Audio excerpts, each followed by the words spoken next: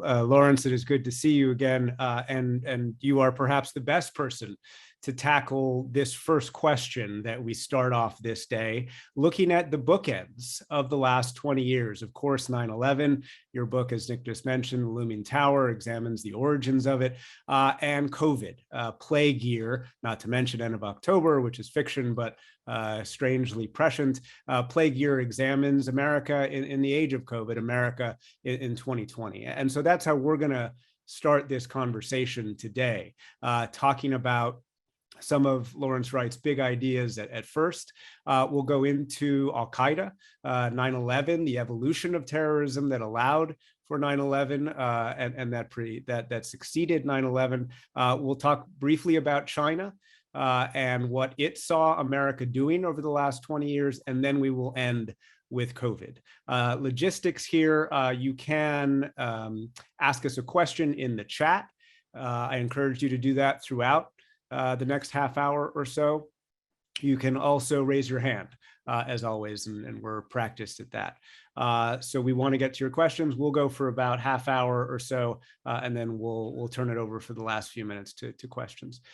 So Lawrence Wright, our job here, this first question of this day, is to try and have some perspective on the last 20 years. And I will give you a prompt that you wrote 10 years ago, which is that asked, did the United States follow Osama bin Laden's script in getting bogged down in Afghanistan, fighting costly wars that did not succeed? Do you believe, looking back 20 years, that the US fell into bin Laden's script?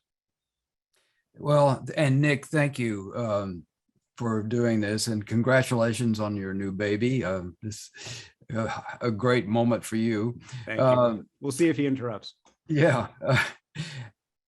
The short answer is yes. Bin Laden's big goal was to create, to cause the United States to become the disunited states, following like the Soviet Union, which he gets credit, he gives himself credit for dissolving, because it is true that the Soviets withdrew from Afghanistan, and then the May 1988, it began to dissolve, and part of that was because of its failure in Afghanistan.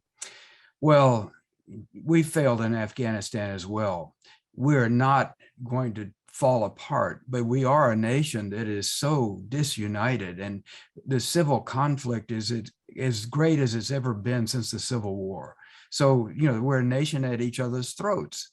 So yes, 9/11 has had a profound and enduring consequence on the West, and especially on the United States. But on the other hand, the Islamic world is also in turmoil. Nothing that he might have hoped for, in Islam. He imagined Islam becoming the sole remaining superpower.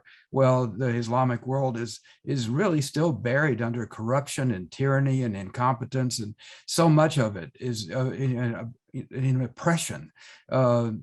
So I'd say on balance, both the West and the United States and the Islamic world have suffered immensely because of our own actions. And I'll give you one more big prompt before we zoom in a little bit on Al-Qaeda and terrorism and 9/11.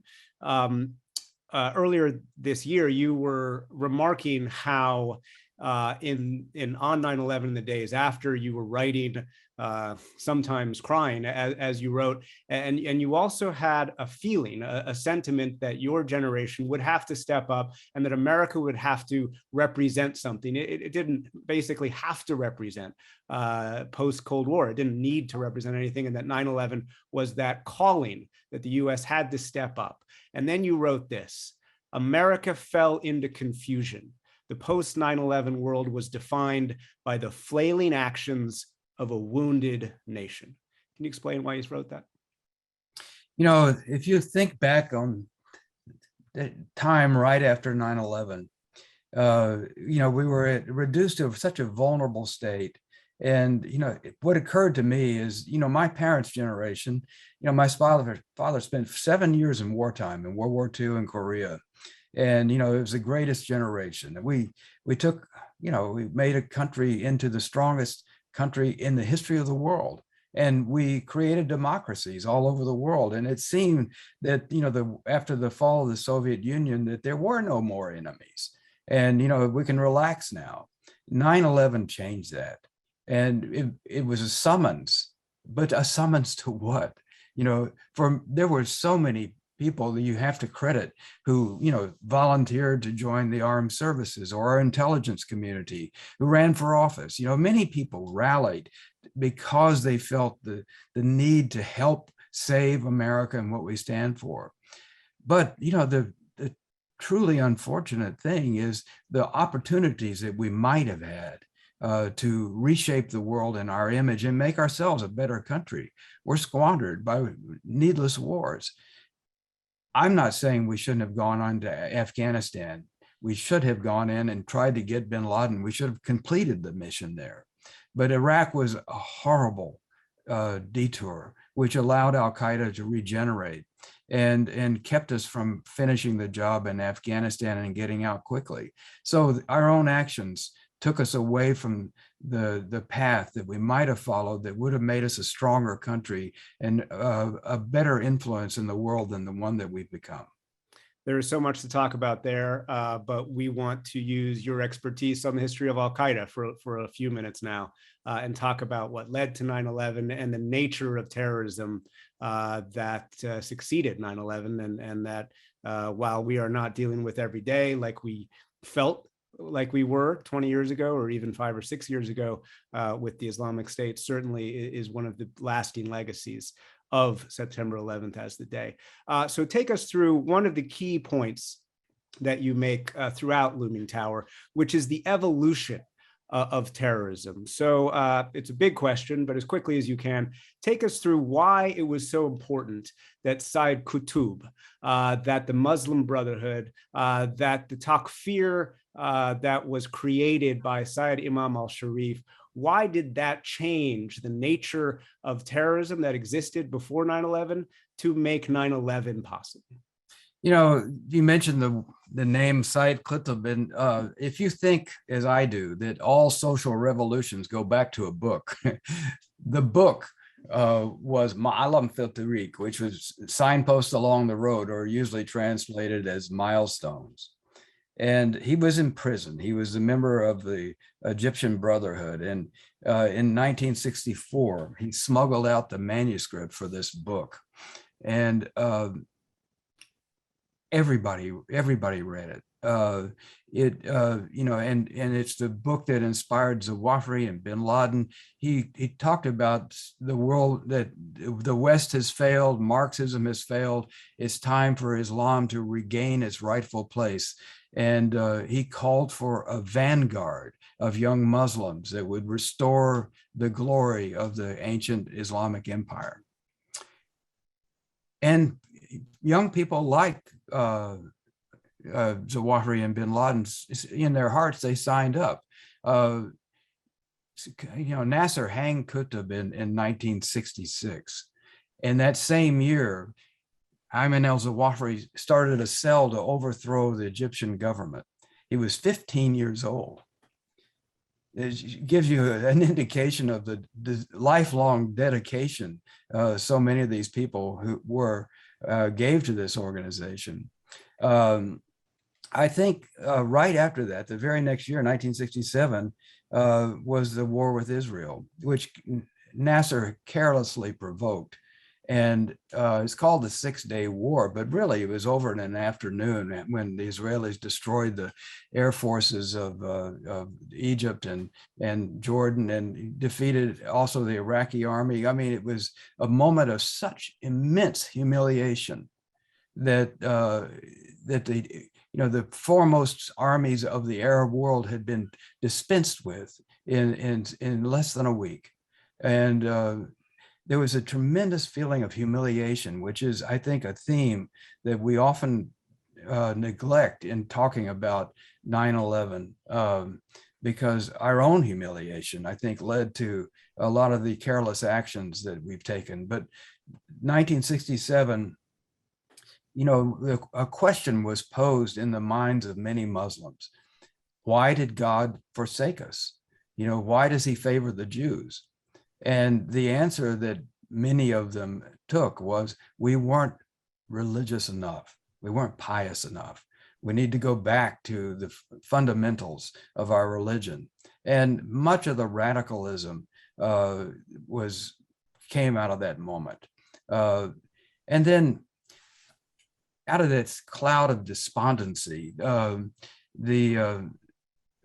radical actions began to take place. I think 1979 was an immensely important year. It's hard to overstate how significant, because so many events took place that year. In January of 79, the Shah was deposed.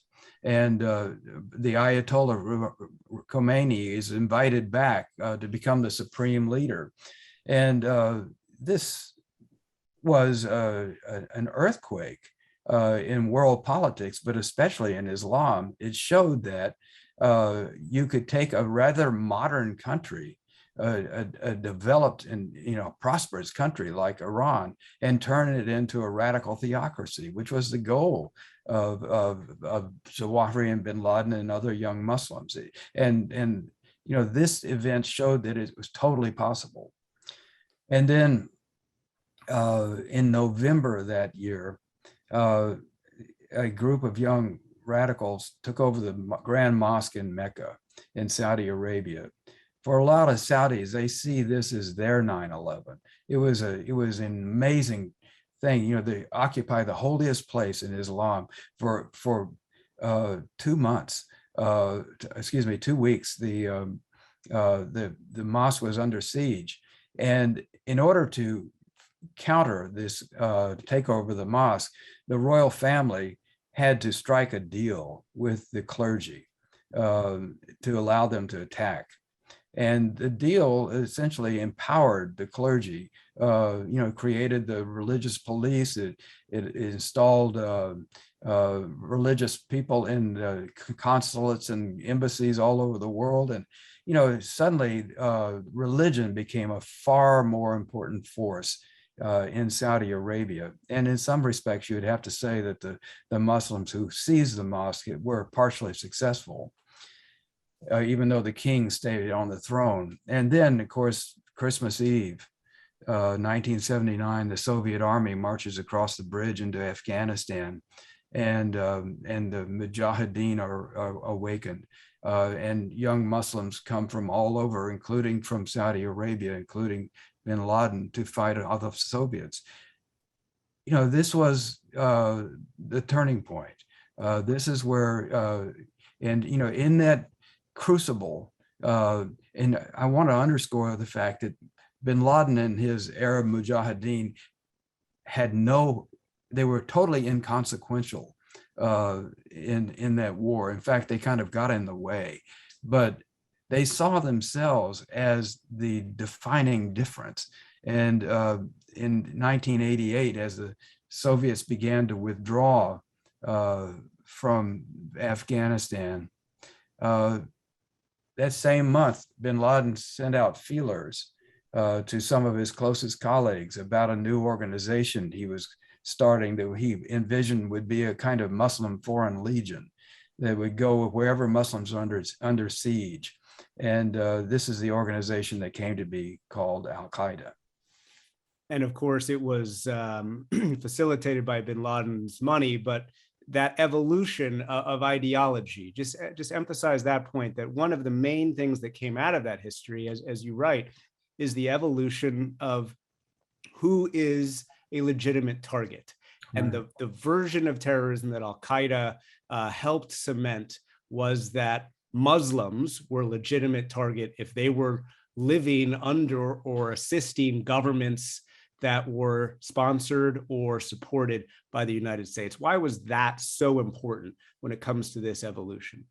Well, actually, it began in those prisons in Cairo. When Said Qutb was in prison, he witnessed the abuse and even the murder of prisoners. Guards shot prisoners in their cells. And he was so shaken by this. And he asked himself, what kind of Muslim would do this? And the answer he gave was, they are not Muslims. A Muslim wouldn't do this to another Muslim. And he was practicing what was called takfir, which was essentially expelling someone from the faith. And this is the idea that planted itself in Al-Qaeda and other organizations, giving them permission to kill people they no longer decided, they believe were no longer Muslims. Most of the people that have died at the hands of Al-Qaeda and ISIS are Muslims. No, and we get that through the last 20 years of terrorism histories. Zarqawi in Iraq certainly killed more Iraqis than Al-Qaeda Central, if you will, killed, and obviously the Islamic State and the nature thereof. So let's just do one more aspect of pre-9/11 and 9/11, and then we'll fast forward in time. U.S. hubris. You wrote extensively, obviously, about intelligence failures before 9/11, CIA versus FBI. Just remind us very briefly about those intelligence failures and how you see them 20 years later, especially given what we've seen out of Kabul the last couple of months. There are many intelligence failures, but the one that I would emphasize 20 years later that still hasn't been addressed and accounted for. In January of 2000, there was a meeting in Kuala Lumpur. It was an Al-Qaeda summit. Two teams met at a condo on a Jack Nicklaus golf course. The one team went on to bomb the USS Cole in October of that year, killing 19 American sailors. The other team, two young men, two Saudis from Mecca named Khalid al-Midhar and Nawaf al-Hazmi, flew to Los Angeles. This is 21 months before 9/11. The Americans knew that they were Al-Qaeda. In fact, they had been tipped off by the Saudi intelligence that Midhar was in Al-Qaeda. So they broke into his hotel room in Dubai while he was changing planes, spent the night in Dubai. And they photographed his passport and found the American visas in there. So they knew what was up. And in March, they found out definitively that two Al-Qaeda guys were in, as it happened, San Diego at the time, but they were in America. They did not tell the FBI. The CIA is not supposed to work on terrorism matters in the US. And the FBI had the warrant on bin Laden and all of his followers. They could have followed them. They could call them the computer. They could have tapped their phones. There's so many different things they could have done. And meantime, Midhar is calling his wife in Yemen and at a number that is known as the Al-Qaeda switchboard. And these calls are coming from San Diego and the NSA is picking them up. So at the same time that the CIA is saying that their hair is on fire about Al-Qaeda, they're sitting on the fact that Al-Qaeda is in America. They know it, and they never tell the FBI until a couple of weeks before 9/11, when perhaps they just lost track of them.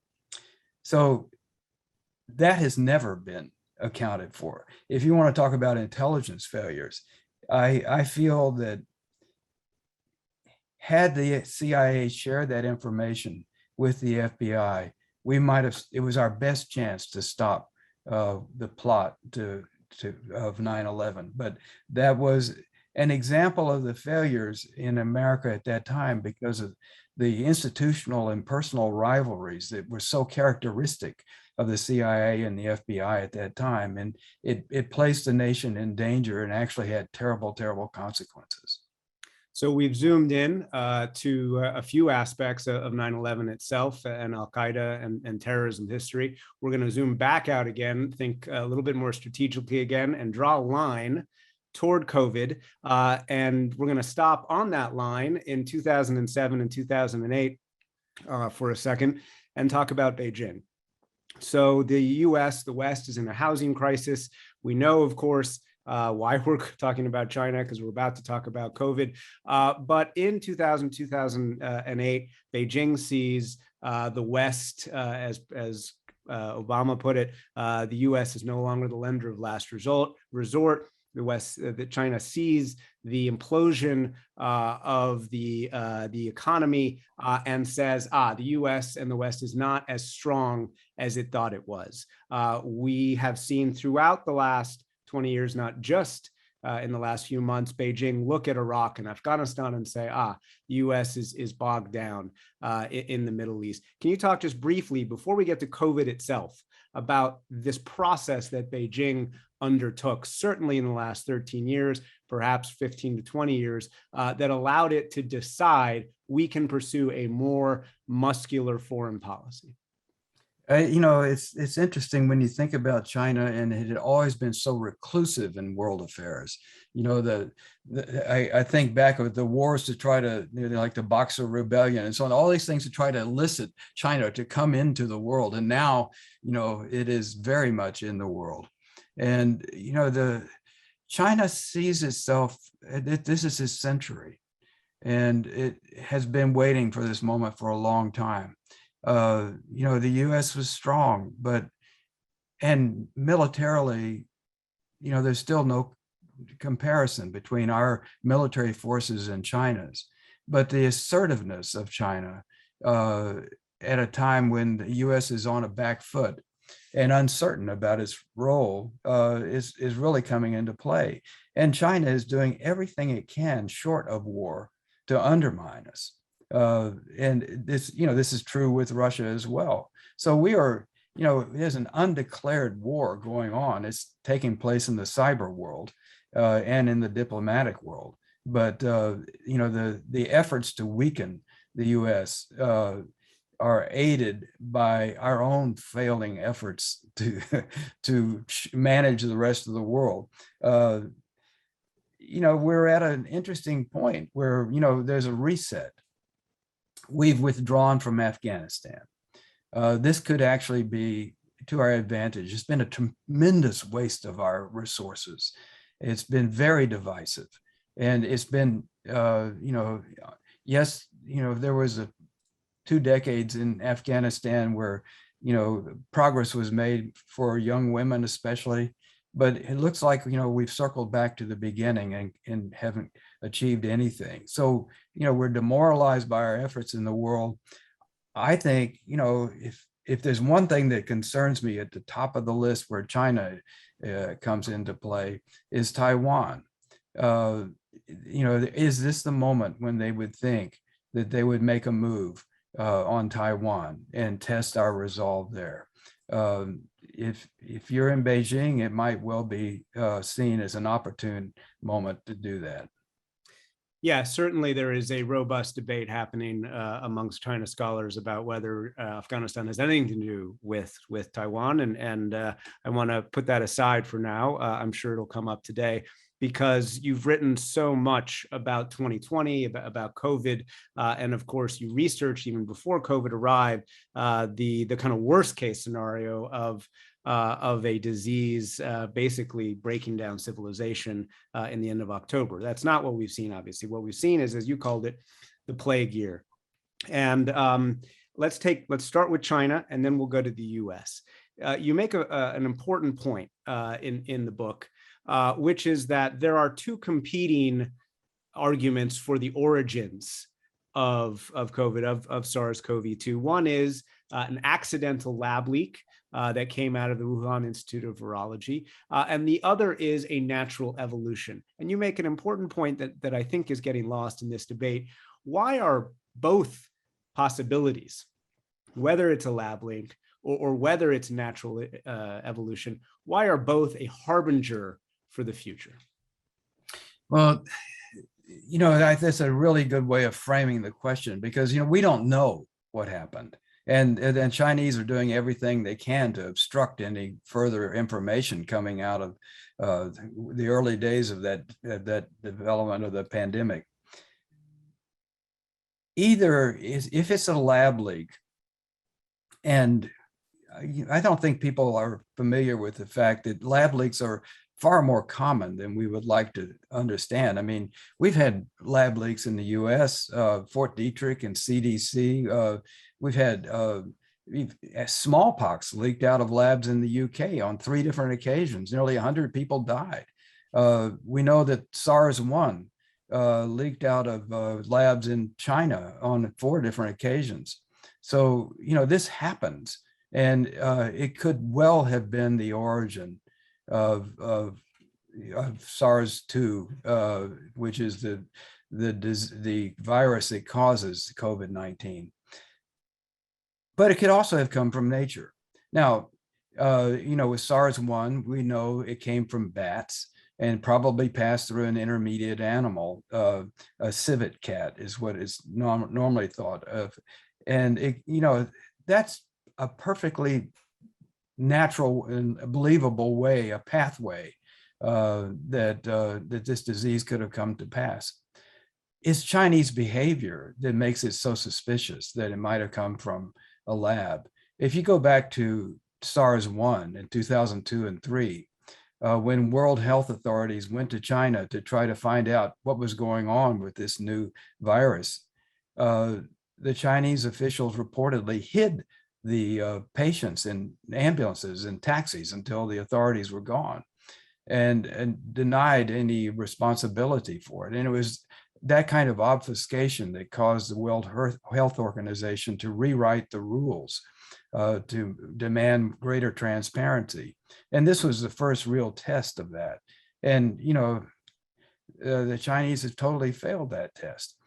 It's unnerving, to say the least, that with the World Health in such a perilous situation, that the Chinese would be so reluctant to even provide samples of the virus, which is, for instance, what you need to start making test kits to find out the spread of the virus. The US didn't have a sample of the virus until we had an acknowledged patient in Washington State in January 19th of 2020. So, that kind of behavior I find very unsettling, because it's not just about the pandemic, it's about the stance towards the world. And that fear for the future, whether it was somebody messing with something in a lab and an accidental leak, or just a natural evolution created by the movement of people, we should worry about both for the future. Running out of time, so obviously we need to talk about the US and COVID and what you call a failure of leadership. And one of your chapters is called No Plan, Plan. The plan was no plan. How acute was the US failure of leadership that helped lead to more than 600,000 Americans dead? Now, I believe that every nation has suffered, Nick, and we were bound to lose tens of thousands of Americans, but maybe not hundreds of thousands. And first of all, I want to give the Trump administration credit for one thing that was very important, which was Operation Warp Speed. It was an unprecedented move to assure the pharmaceutical companies that they would be paid for their research and production, even if the vaccines they produced were never used. And based on that guarantee, there were hundreds of different efforts to come up with vaccines. And they were thinking that we would not have a vaccine until the fall of this year. In other words, we wouldn't have a vaccine probably until next month. Think about what kind of condition this country would be in if the Delta virus is racing around and it's so contagious. And it's uncanny to think about what would happen to our society. But we have the vaccine, and I want to give the Trump administration credit for that. However, when it came to actually governing the country during a time of crisis and pandemic, what the Trump administration did was to throw it into the laps of 50 governors. In March of 2020, there was a telephone call between the president and the governors. And he assured them that he was there for them. He was going to help them in any way they needed. But as for personal protective equipment and ventilators and stuff, get it yourselves. We're supporting you, but get it yourselves. And the governors realized at that time that there wasn't going to be the FEMA wasn't going to rush out the door and come and open up the national storehouse and distribute the mask and the ventilators and the syringes and the gowns and everything that they were going to need to fight this. They were going to have to find out a way to do it on their own. And they began to compete against each other by ordering masks and ventilators from China. Governor Cuomo said it was like being on eBay. You'd put in an order for 1 million masks and, California would suddenly up your bid. Gina Raimondo, who was the governor of Rhode Island, she didn't have much sway with the Trump administration, and she was begging for personal protective equipment, and they assured her that a truck was coming. And sure enough, eventually the truck arrived, and she called her health director and said, the truck is here. And she said, Governor, the truck is here, but it's empty. They sent an empty truck. And that moment to me characterized so much of the Trump administration response. And then came the mask episode. We had one last chance to really put the brakes on the spread of this contagion. And it is in the same period of time, March, April of 2020, when the virus was cresting and little that we were doing seemed to have any effect.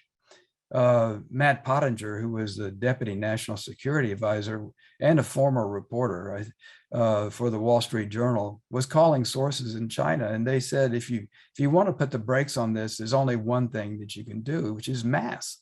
And so he began to wear a mask in the White House, the only person. And he said, if like wearing a clown nose, and the president asked him if he was ill. He finally was able to persuade the president to make a statement supporting the use of masks. And what happened is that Trump came out with a mask and he showed it, and he said, now they tell me this is going to be effective. And, if you want to do it, you can't. I'm not going to do it. But if you want to do it, it's voluntary. You don't have to do it. And so he became a saboteur. He even went to a mask making factory without a mask, which I think demonstrated his level of contempt for this. And it was in that action that he politicized the wearing of masks in America, and it still haunts us now as this new wave is cresting. Mask wearing would have made a profound difference in trying to restrict the spread of this disease. We've only got a couple minutes, Larry, and I'm going to allow you to segue from that point into a larger one over the last 20 years. Stephen Gorlick asks on the chat whether, hey, maybe the US should learn a little humiliation. That way, it'll think more strategically. It's a good question. And then to ask that, I'm going to read something that you wrote in Plague. There's a couple of chapters there where you're talking to an Italian historian who talks about the Black Death and how nothing was the same. And you wrote this sentence, and I wonder if you could take this. We only have two or 3 minutes, but I wonder if you could try and button this up from 9/11 to COVID. This is the sentence that you wrote.